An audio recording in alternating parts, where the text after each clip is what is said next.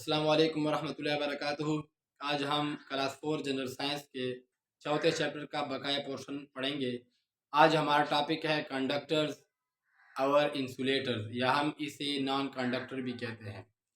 Conductor वो होते हैं जिनसे करंट और हीट पास की जा सकती है, तो उसे हम कहते हैं कि ये कंडक्टर है। और जिससे करंट और इलेक्ट्रिसिटी, बिजली और हरारत यानी कि गरमाइश उससे अगर पास ना हो, हीट उससे पास ना हो, तो उसे हम इंसुलेटर या नॉन कंडक्टर कहते हैं। तो यहाँ पे कंडक्टर जो है वो चीज़ें जिससे हीट और करंट पास हो सकती है वो कंडक्टर होते हैं, और जिनसे हीट और करंट पास नहीं हो सकती है उसे हम इंसुलेटर या नॉन कंडक्टर कहते हैं। इसका दूसरा नाम है इंसुलेटर। इंसुलेटर। इसके बाद हम फिजिकल प्रॉपर्टीज ऑफ मेटल पढ़ेंगे, जो कि किताब में एक टॉपिक है। यानी कि हमने पहले सॉलिड्स के बारे में बात की, फिर लिक्विड के बारे में बात की, फिर गैस के बारे में बात की, लेकिन अब हम सॉलिड में मज़ीद आगे बढ़ रहे हैं। तो सबसे पहले हम मेटल की बात करते हैं कि मेटल हमारे पास क्या होते हैं। मेटल हमारे पास अमूमन सॉलिड की शक्ल में होते हैं। ये सख्त होते हैं, हार्ड, और उसकी सरफेस जो है वो चमकदार होती हैं। जब उस पर रोशनी पड़ती है तो उसकी वो चमकदार दिखाई देते हैं। जब हम किसी चीज़ से उसको स्ट्राइक करते हैं तो वो आवाज़ उससे पैदा होती हैं, और वो गुड कंडक्टर होते हैं हीट और इलेक्ट्रिसिटी के। यानी उनसे हीट और इलेक्ट्रिसिटी आसानी से पास हो सकती है, और उनकी डेंसिटी जो है, जो कसाफत है उनकी, वो ज़्यादा होती है। तो हम फिजिकल प्रॉपर्टीज ऑफ मेटल में सबसे पहले पढ़ते हैं शाइनी अपीयरेंस, यानी कि मेटल जितने भी होते हैं वो शाइनी होते हैं, चमकदार होते हैं। इसके बाद है टेक्सचर ऑफ मेटल। टेक्सचर इसका हार्ड भी हो सकता है, सॉफ्ट भी हो सकता है। मिसाल के तौर पर आयरन जो है ये हार्ड है, और आयरन से हम मुख्तलिफ किस्म की चीज़ें जैसे डोर्स, विंडोज़, इसी तरह जो बड़े बड़े इमारतों में हम इस्तेमाल करते हैं, जो सरिया होता है, जो टी आयरन होते हैं वगैरह।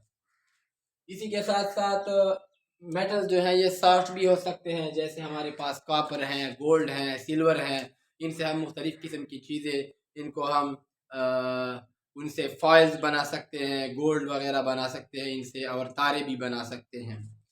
इस प्रॉपर्टी को, मेटल की इस प्रॉपर्टी को, कि इससे हम तारे वगैरह बना सकते हैं, इसे कहते हैं डक्टिलिटी। DUCTILITY, ductility. डक्टाइल वो चीज़ें होती हैं जिनसे तारे बनाई जा सकती हैं। और एक होती है मेलिएबिलिटी, MELEABILITY।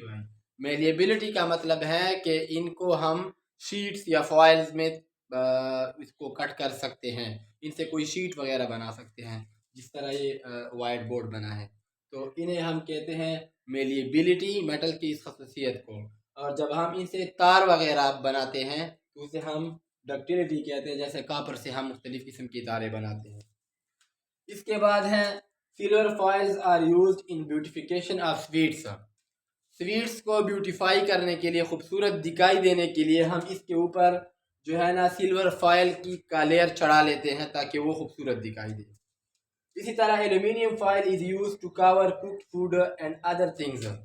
दूसरी चीज़ों, और ख़ासकर जो कुक चीज़ें होती हैं, जो पकाई गई चीज़ें होती हैं, इनको कवर करने के लिए, उनकी हिफाजत के लिए हम एल्यूमिनियम फॉइल को इस्तेमाल करते हैं, जो कि सफ़ेद रंग के एक चमकदार होता है, सफ़ेद रंग वाला। इसके बाद हम कलर ऑफ मेटल्स की बात करते हैं। तो मेटल्स की मुख्तलिफ़ किस्म की कलर्स होती हैं, जैसे कि गोल्ड का येलो कलर है, कॉपर का रेडिश, सिल्वर का वाइट, इसी तरह टिन और निकल का लाइट पिंक कलर है, जिंक, क्रोमियम और एल्यूमिनियम का लाइट ब्लू कलर है। इसके बाद हम बात करते हैं डेंसिटी ऑफ मेटल्स के बारे में। डेंसिटी का मतलब होता है कसाफत। मिसाल के तौर पर हमारे पास दो ऑब्जेक्ट्स हैं, ये एक ऑब्जेक्ट है और दूसरा ये ऑब्जेक्ट है। इन दोनों के वॉल्यूम एक जैसे हैं, इतने दोनों ने इक्वल स्पेस घेरा हुआ है, लेकिन एक हैवी है और एक हल्का है, एक भारी है और एक हल्का है। हम मिसाल लेते हैं, इसको हम इस तरह बनाते हैं।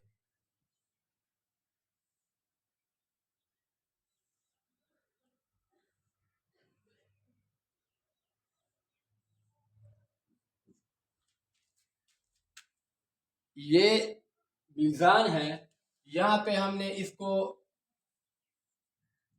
बांधा है, ये हैवी है, नीचे की तरफ झुका हुआ है, और ये हल्का है।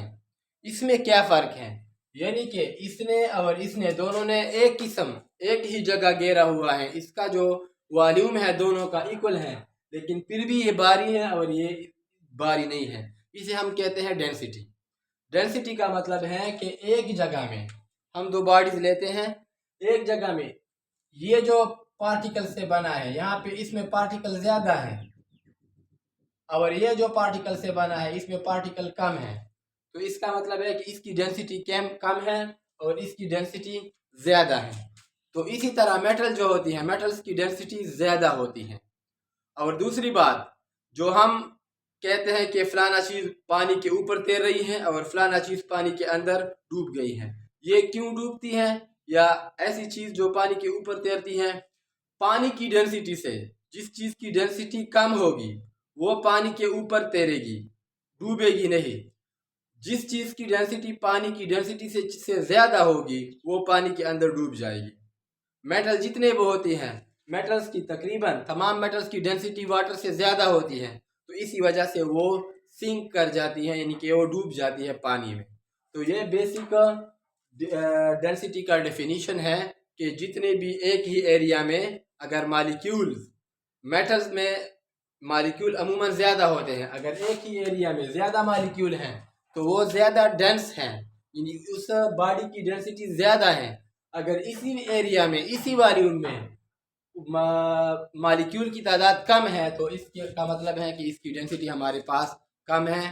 तो आज हमने कंडक्टर और इंसुलेटर के बारे में पढ़ा, फिर हमने मेटल के बारे में पढ़ा, मेटल के स्ट्रक्चर के बारे में, कलर्स के बारे में हमने पढ़ा, और इसी के साथ साथ फिजिकल प्रॉपर्टीज ऑफ मेटल के बारे में भी पढ़ा। जज़ाकल्लाह खैर।